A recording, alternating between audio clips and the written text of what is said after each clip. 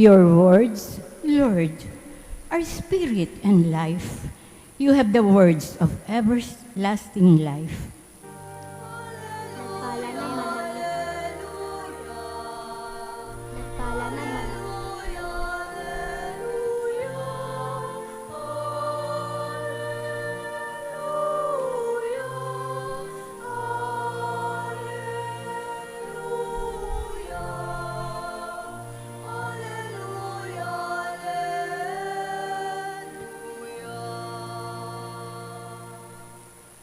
The Lord be with you. And with your spirit. A reading from the Holy Gospel according to Luke. Glory to you, O Lord. There was a scholar of the law who stood up to test Jesus and said, "Teacher, what must I do to inherit eternal life?" Jesus said to him, "What is written in the law? How do you read it?" He said in reply, "You shall love the Lord your God with all your heart, with all your being, with all your strength, and with all your mind, and your neighbor as yourself." He replied to him, "You have answered correctly. Do this, and you will live." But because he wished to justify himself, he said to Jesus, "And who is my neighbor?" Jesus replied, "A man fell victim to robbers as he went down from Jerusalem to Jericho. They stripped and beat him and went off, leaving him half dead. A priest happened to be going down that road, but when he saw him, he passed by on the opposite side. Likewise, a Levite came to the place, and when he saw him, he passed by on the opposite side. But a Samaritan traveler who came upon him was moved with compassion at the sight. He approached the victim, poured oil and wine over his wounds, and bandaged them. Then he lifted him up on his own animal, took him to an inn, and cared for him. The next day, he took out 2 silver coins and gave them to the innkeeper with the instruction, "Take care of him. If you spend more than what I have given you, I shall repay you on my way back." Which of these 3, in your opinion, was neighbor to the robber's victim? He answered, "The one who treated him with mercy." Jesus said to him, "Go and do likewise." My dear friends, the Gospel of the Lord. Praise to you, Lord Jesus Christ. Good morning po sa inyong lahat. Batiin natin ang mga katabi natin ng good morning.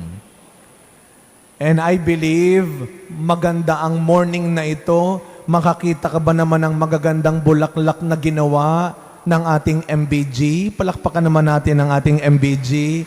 Sila Sister Remy and friends, ang ating mga flower rangers. No?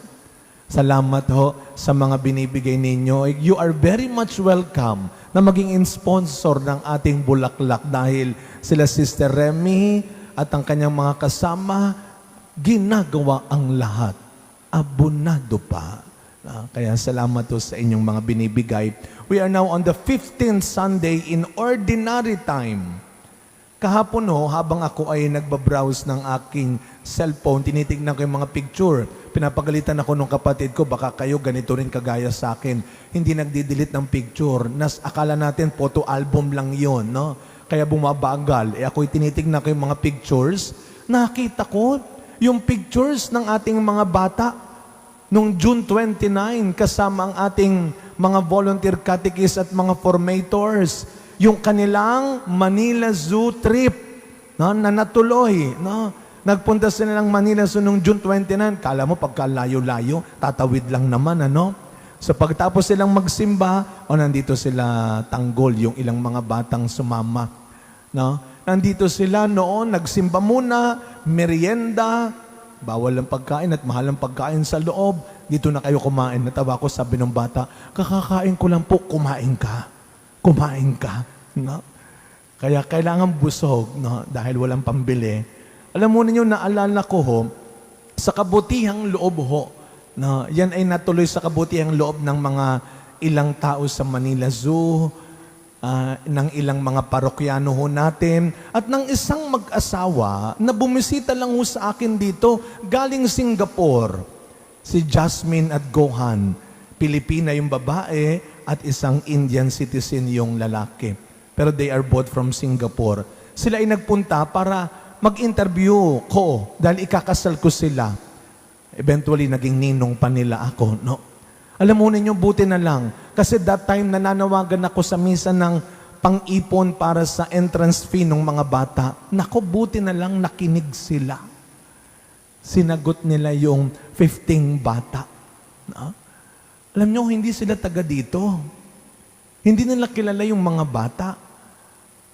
Pero dahil nakinig sila, hindi lang gamit ang tenga nila, kundi ang puso nila.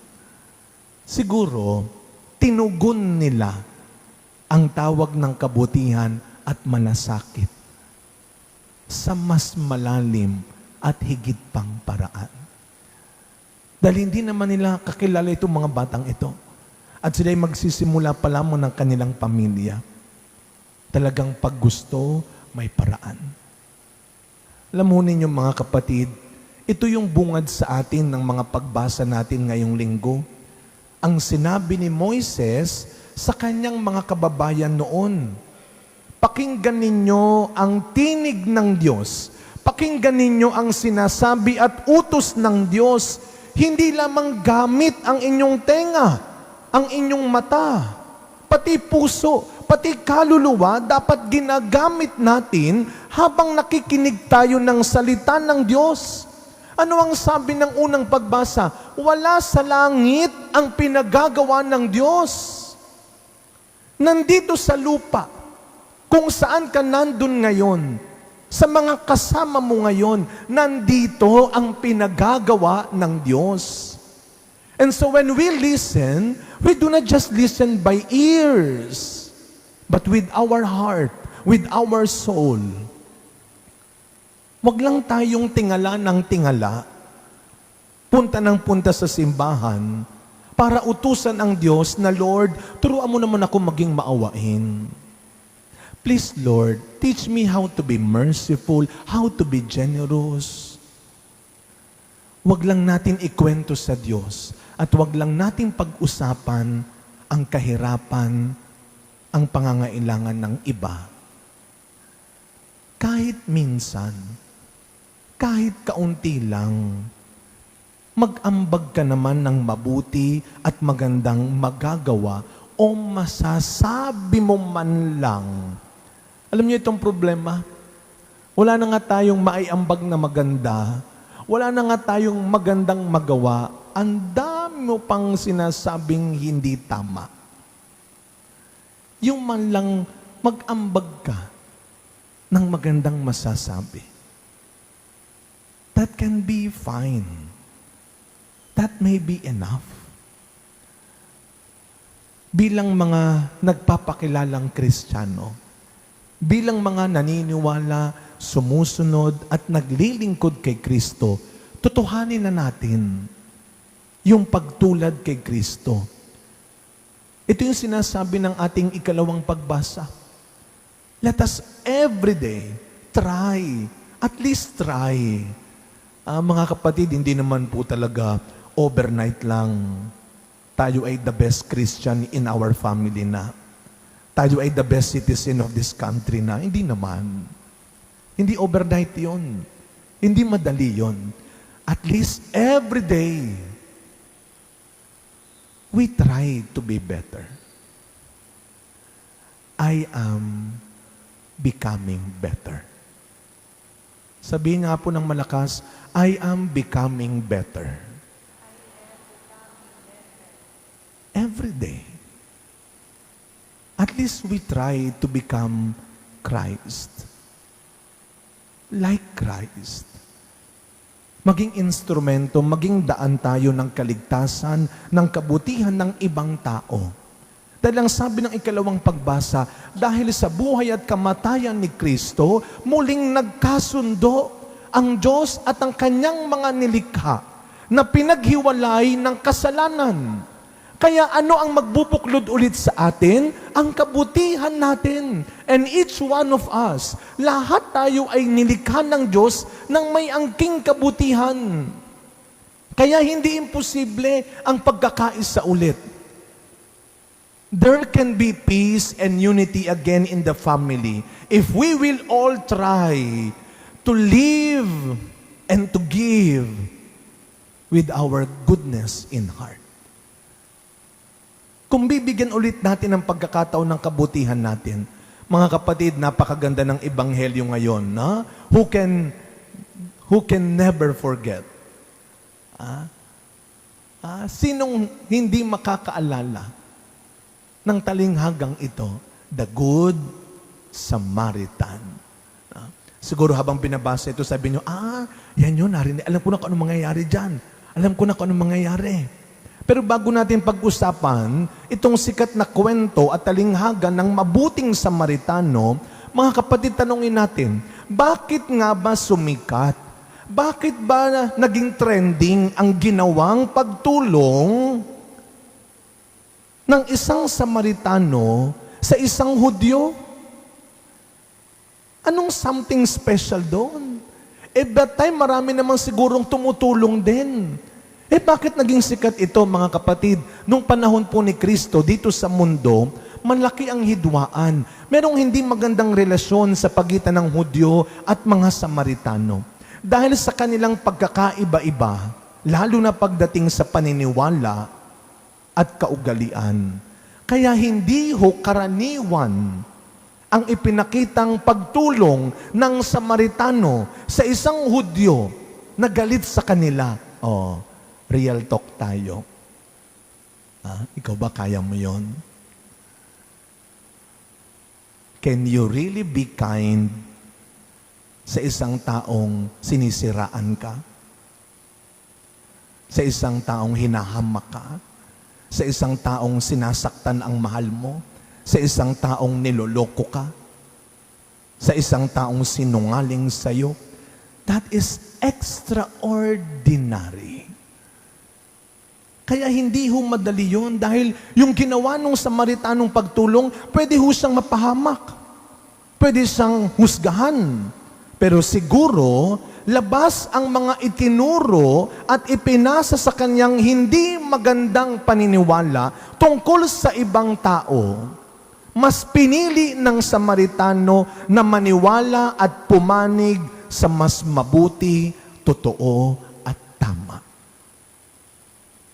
When was the last time na you go beyond, na nilampasan mo yung mga pinasa lang sa'yo, yung mga tinuro lang sa'yo, yung mga kinuwento lang sa'yo, alam mo, iyon, alam mo, alam mo, yung mga, at ikaw naman, ganun ba?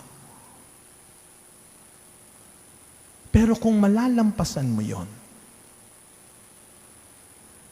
kung babawasan natin siguro ang mabilis nating paniniwala, paggaya at pagsunod sa mga hindi pinag-isipan, hindi pinag-aralan, at hindi pinagdasalang turo ng iba, madadagdagan ang tsansa na hindi ka magkamali. At kung dadagdagan natin ang pag-aambag natin ng mabuti, maganda na maitutulong, mababawasan ang kahirapan at kailangan ng iba. Kaya as we continue this celebration, my dear friends, it is always good to hear this beautiful parable of the Good Samaritan. But then again, hindi madali. Hindi man mawala ang pagkakaiba-iba ng pananaw, ng paniniwala, ng itsura, ng kakayahan at kahinaan sa bawat isa.